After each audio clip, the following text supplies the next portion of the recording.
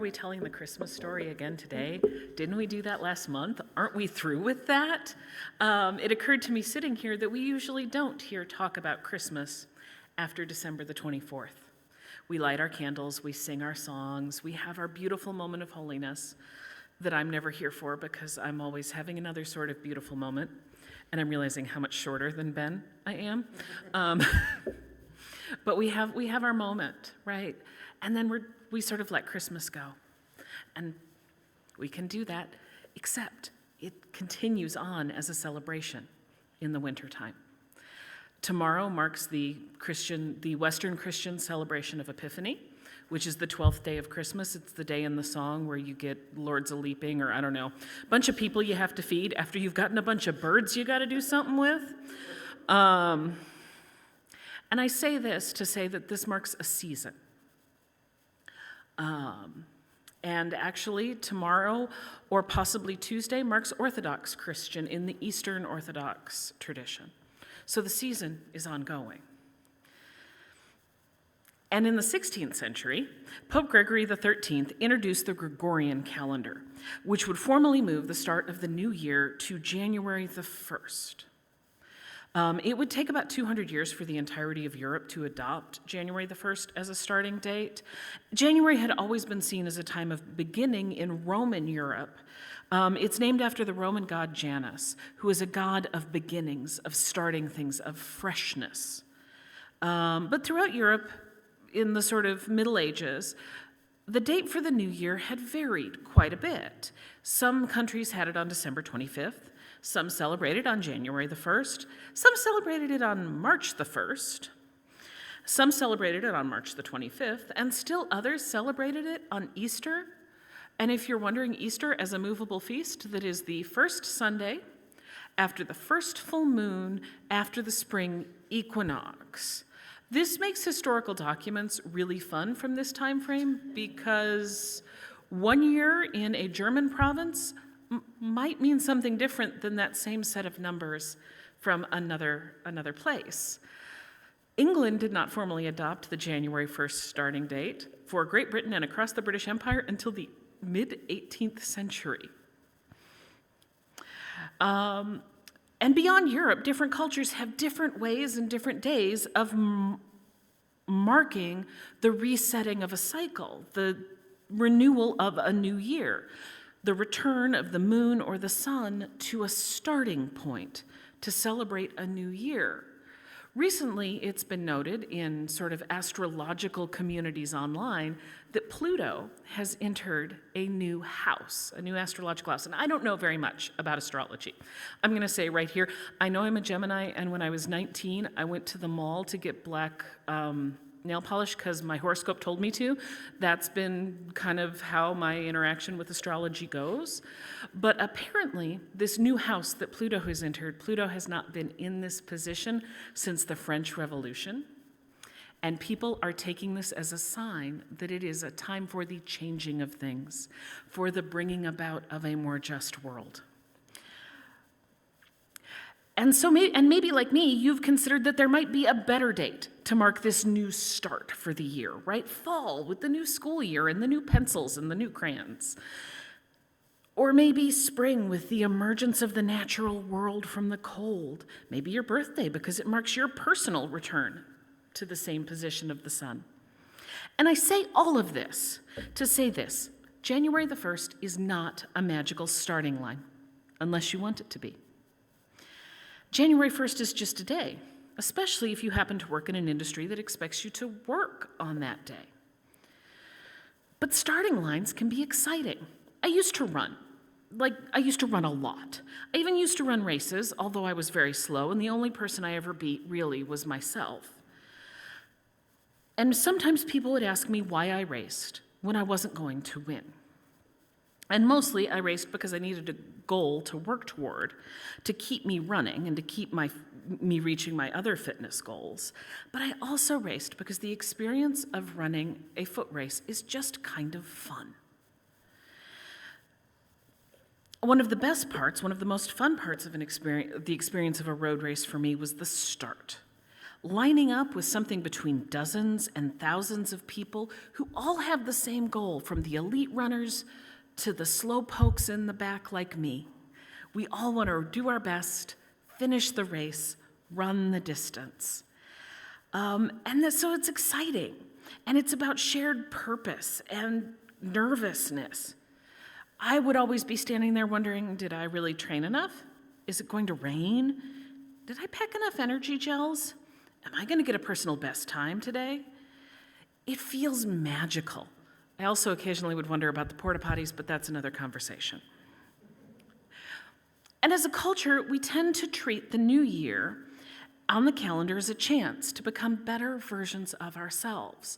When we meet the new year with nervousness, what will 2025 be like for me? What will it be like for our country? What will it feel like? We hope we can make ourselves better versions of ourselves. So we tend to vow to either take on new habits or give things up. We're going to quit our bad habits. We're going to lose weight. We're going to work out more. We're going to eat more vegetables. I would like to suggest that New Year's resolutions can also be fun. I have a favorite TikToker and author who last year made a New Year's resolution to pet 100 cats. And she did it. And she drew all the cats she petted, and it was delightful. I'm allergic to cats, so I got to pet cats vicariously in a way that didn't make me sneeze. It was awesome. But we get caught up in the excitement of the starting line, and we start on our New Year's resolution, on our new thing, and by January 21st, most of us have given up. And that's okay. It is both okay and totally normal. And I am not here today to talk about why New Year's resolutions don't work, or tell you how to do them better. I think you're great exactly as you are. I encourage you in your self-improvement goals, but I also just think you're worthy. I'm here to ask a different question. What could you give up if, in this season of letting go, what could you give up that would be easy to put down? What are you carrying that is weighing you down that you could just give up as a gift to yourself? Is there a resentment or an exhaustion that you could just let go of? The New Year and the 12th day of Christmas are really close to each other. The 12th day of Christmas, which is when Christians traditionally celebrate Epiphany, the day that the three, were they kings, were they magicians? They were for sure not Roman and not Jewish. That we know from the story. The translations are a little bit sketchy on the rest. But they visit the newborn Jesus, and they save his life by not reporting his location to Herod, who is just trying to keep things stable. The Roman Empire valued stability. They were afraid of volunteer firefighters causing trouble. So Jesus, he was really going to be trouble. And they brought gifts. Weird gifts for a newborn, if you've ever shared a home with one. They bring gold and funeral spices. But these are, we are told by the Bible, gifts fit for a king, which is who Jesus is prophesied to become. They give valuable gifts to recognize his birth as a significant historical moment. And they give what they can offer. And these gifts, they're grand gifts of the time. This is like if someone showed up at your baby's birth and said, here, have a house, have a Bentley. Congratulations. It's a weird gift for a baby, but it's a valuable one. And there are other stories and legends about giving these gifts to the newborn Jesus, of people coming and visiting. The shepherds show up and they're excited about it. There's the song about the little drummer boy. And we can talk in coffee hour about the wisdom of playing the drum for a newborn baby. But he shows up and does his best, does what he can. And this time of year, Christmas isn't the only gift-giving holiday. And in this season of cold and darkness, maybe what we need the most is evidence that we are not alone and ways to connect with each other. Thoughtful gift-giving feels like a great excuse to get together. and a great way to connect with each other. We need proof in this dark time. It literally gets dark before 5 p.m. We need proof that hope and that the light, both literal and metaphorical, are coming back. We need something to work for, something to strive for in the darkness. And in this season, as we head into a season in the United States, which promises the darkness of injustice in the form of dehumanizing trans people, mass deportations, institutionalized racism, and getting tough on crime in ways that will only serve to hurt people and communities and strengthen the carceral industrial complex, we need to be thinking about just what justice is and how we can grow it. We need to be moving towards hope and back towards the light. What can we give? How can we gather together to build that hope, to move toward the return, or maybe the first time ever, that the light of justice shines? What can we give up? What can we give to? What do we need to receive in ourselves to make it out of the darkness? And this becomes about, I would have loved if this month's theme had been generosity. Would have fit so much better with this particular sermon. But this month's theme is justice. And our new UU statement of shared values defines justice this way.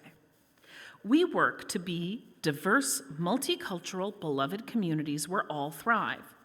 We covenant to dismantle racism and all forms of systemic oppression. We support the use of inclusive democratic processes to make decisions within our congregations, our association, and society at large. And so today we can take advantage of the magical starting line that is this new year and think about the questions of what can we give? What can we give up? What can we give to? What can we receive in terms of justice? How can we do this in ways where we can give and receive together and create networks of mutual aid and support? How can we do this here at church? How can we support each other as a beloved community? And how can we do this in the world?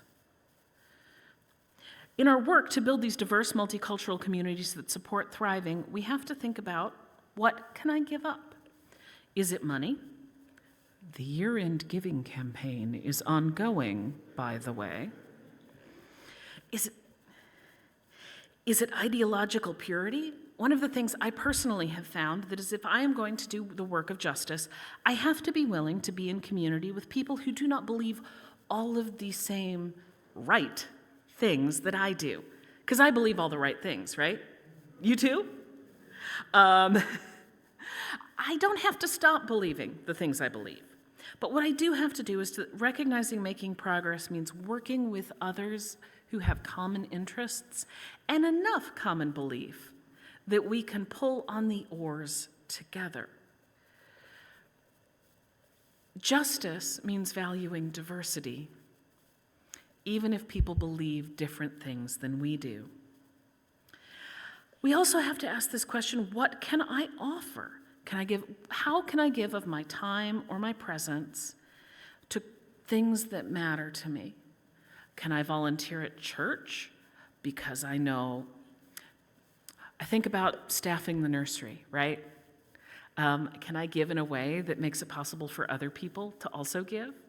Or can I give of my time to a cause, to an effort, to a justice effort?